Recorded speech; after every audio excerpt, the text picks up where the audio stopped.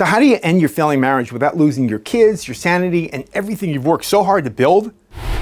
So divorce doesn't have to mean starting over from scratch if you have the right plan. Take Dave, for example. Dave's a 45-year-old sales executive. He spent nearly 2 decades building a successful career. And the rewards of that are he's got kids under 12 years old, 2 of them. He's got a beautiful home. He's got a solid financial foundation for his future. But his marriage, well, that was falling apart. So for years, he tried to make it work. He tried counseling and compromise, and they had countless late-night arguments that left him exhausted and frustrated. Eventually, he realized staying in a broken marriage was doing him more harm than good, not just for him, but for his kids. And frankly, it wasn't doing his wife any good either. Here's the problem, though. Dave was absolutely terrified of what divorce might do to him. He had friends who'd lost custody of their kids, been drained financially, and found themselves renting a 1-bedroom apartment while their ex stayed in the marital home. So Dave didn't want to end up like that. And when Dave came to us, his first instinct was to move out of the house because it felt like the right thing to do. Give his wife some space, make the process less confrontational, and let the kids adjust. We see this all the time in my practice. But here's what we told Dave. Leaving the house before anything is settled can be one of the biggest mistakes that he makes in a divorce, and you too, so don't do that. So why did we tell him this? Because the courts rely on patterns. If you leave the marital home and allow your spouse to take on primary parenting responsibilities, even temporarily, you're setting a precedent.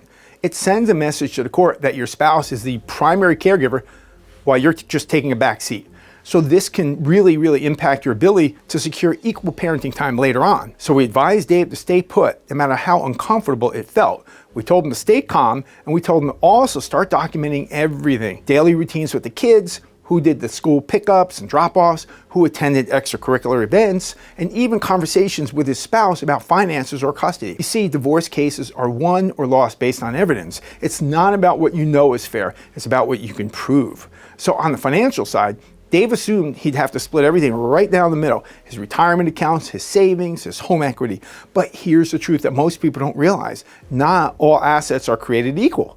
For example, $50,000 in a retirement account is not the same as $50,000 in cash savings. Retirement accounts are taxed when you withdraw the money, while cash is not. We helped Dave evaluate which assets made the most sense for him to keep in the long term during his settlement negotiations so that he wouldn't end up at a disadvantage. So Dave's situation also brought up another big fear we hear all the time.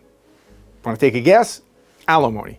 Like many people, Dave thought that alimony was just inevitable because he earned more money than his wife. You see, the courts look at a variety of factors: how long you've been married, the differences in incomes, and whether the spouse who would be receiving the alimony has the ability to become self-supporting and not need the alimony after a particular period of duration. So what we did is this. We helped him negotiate a fair settlement, temporary support to help his wife get back on her feet, rather than indefinite payments that would have drained him financially. Most importantly, Dave was able to fight for equal parenting time with his kids. The courts today recognize that children do best when both parents are actively involved in their lives, as long as both are fit and able. Dave didn't want just weekend dad status. He wanted to be there for his kids every day, helping with the homework, tucking them in at night, and showing up for their soccer games. And because we positioned his case correctly from the start, he was able to secure that joint custody and equal parenting time that he so cherished, something that he told us was worth more to him than anything else in the whole settlement of that divorce. And here's what happened when the dust eventually settled. Dave didn't lose everything. He still has his career, he still has his kids, and he has his financial future. He didn't get taken advantage of because he understood the law and he had a strategy in place. And yes, divorce is hard. There's no sugarcoating that. But Dave came out the other side stronger, more confident, and ready for the next chapter of his life. He reclaimed himself from a marriage that was just not working despite all the efforts he was making to make it succeed. Now here's the thing. Dave's story is not unique. Every single day, we are working with people who are worried about losing everything they've worked for, just like Dave. Maybe just like you. They're scared of losing their kids, their homes, or their financial stability.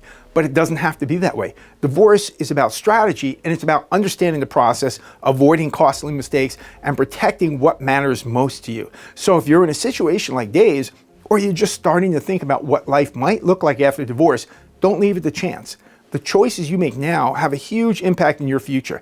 If you've got questions, reach out to us. We deal with these issues every day, and we're here to help and provide you with straight answers to help you move forward with confidence. Thank you very much. Hey, thanks for watching. Be sure to click subscribe, like, follow, and turn on those alerts so that you'll get notified when we post our newest videos. Please share these videos and leave us comments and ask us questions. We love questions. Also, join our Facebook group at Georgia Divorce and Custody, and I'll see you again on the next video.